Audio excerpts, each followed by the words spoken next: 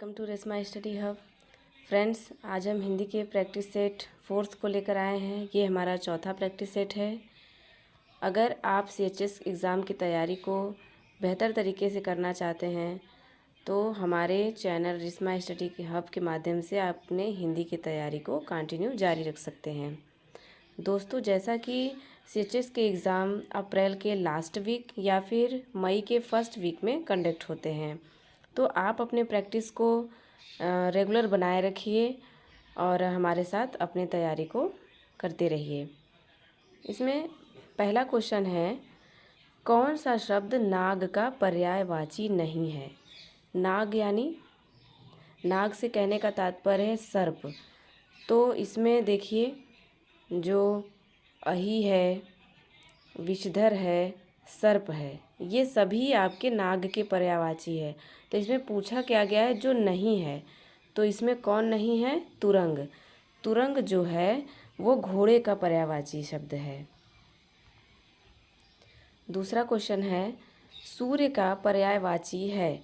अब यहाँ पे सूर्य का पर्यायवाची पूछ रहा है। तो देखिए, यहाँ पे पहला जो आपका ऑप्शन है भास्वर है। तो भास्वर नहीं, यहाँ भास्कर होना चाहिए। तो ये गलत है, ये सूर्य का पर्यायवाची नहीं है। और दूसरा है प्रकाश। प्रकाश भी नहीं है, ये किरण का पर्यायवाची है। और तीसरा ऑप्शन यही करेक्ट है, मार्तंड जो है वो सूर्य का पर्यायवाची है। और तेज ये भी नहीं है। तो सूर्य का पर्यायवाची है मार्तंड। और भी सूर्य के पर्यायवाची है, जैसे अर्क है, भानु है, रवि है, भास्कर है। तो ये सभी जो है सूर्य के पर्यायवाची शब्द हैं। तीसरा क्वेश्चन है, आहूत का विलोम शब्द है। आहूत का विलोम शब्द, आहूत का पहले अर्थ जानिए। आहूत माने होता है बुलाना, और इसका जो विलोम शब्द होगा वो है, देखिए आपके कितने सारे जो ऑप्शंस हैं कितने सिमिलियर हैं। पहला है हूत, दूसरा अनहूत, तीसरा अनाहूत, चौथा अपहूत। तो जो करेक्ट आंसर है वो है अनाहूत। ये तीसरा ऑप्शन आपका करेक्ट है। भूगोल का विलोम शब्द है। अब देखिए, भूगोल का विलोम शब्द पूछा है। विलोम आप जानते हैं, उल्टे शब्द। तो भूगोल यानी कि पृथ्वी का अध्ययन। भूगोल का शाब्दिक अर्थ है भू का अध्ययन, पृथ्वी का अध्ययन। तो इसका क्या होगा? खगोल। पांचवा क्वेश्चन है, नरभक्षी में कौन सा समास है? अब ये समास से क्वेश्चन आ गया। देखिए, आपको जो प्रैक्टिस सेट मिलेंगे, आपको एग्ज़ाम में जो 20 क्वेश्चन मिलेंगे उसमें आपके संधि है, पर्यायवाची है, समास है, लेखकों के नाम है, कई तरह के क्वेश्चन उसमें बनेंगे। तो समास और संधि और विलोम शब्द और तत्सम तद्भव ये तो एकदम पक्के हैं, इम्पॉर्टेंट है कि इसमें से आपको दो दो एक एक क्वेश्चन ज़रूर आएंगे। तो नरभक्षी में जो है, जो नर का भक्षण करता हो, जो नर को खाता हो, तो उसे हम क्या कहेंगे? ये तत्पुरुष समास है। अगला क्वेश्चन है, अकाल पीड़ित में कौन सा समास है? अकाल पीड़ित यानी जो सूखे से पीड़ित हो। तो अकाल से, यहाँ पे जो विभक्ति चिन्ह क्या लगेगा? से। यहाँ पे से देखिए, से यहाँ पे अकाल से पीड़ित है। तो क्या होगा? जहाँ पे विभक्ति चिन्ह आ जाए उसमें तत्पुरुष समास होता है। कर्म में तो विशेष और विशेषण की बात कही जाती है। द्वंद्व में और रहता है बीच में। बहुव्रीहि में जो है कि अन्य किसी देवी देवताओं आदि के नाम से संबंधित बहुव्रीहि समास होता है। तो अगर आपको विच्छेद करने पे उसमें से आ रहा हो, को, में, ऐसे करके चिन्ह अगर आ रहे हों, तो आप उसे तत्पुरुष समास लगाएंगे। सातवां क्वेश्चन है, प्रभु तुम चंदन हम पानी, यह किसका कथन है?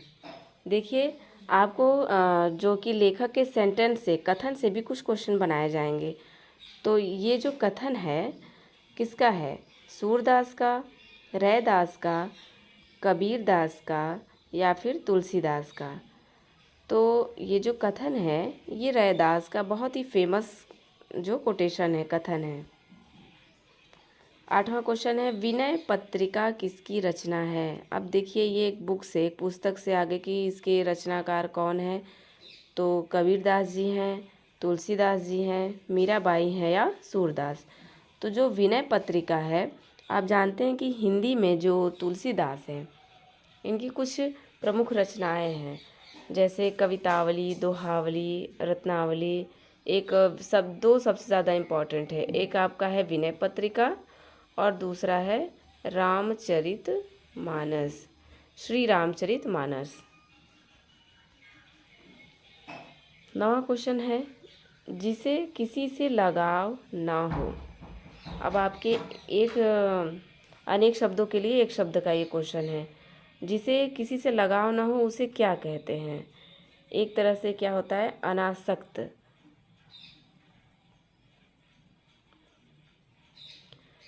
जिसकी आशा ना की गई हो उसे क्या कहेंगे। जिसकी हम आशा ना करते हों और वो हमें मिल जाए या दिख जाए, प्राप्त हो जाए, तो उसे क्या कहेंगे।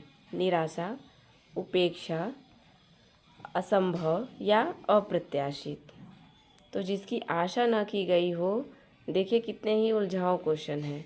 असंभव, जिसकी आशा ना की गई हो, बच्चे प्राय समझेंगे कि असंभव होगा, और या फिर निराशा होगी, नहीं, अप्रत्याशित। इसका जो करेक्ट आंसर है वो है अप्रत्याशित।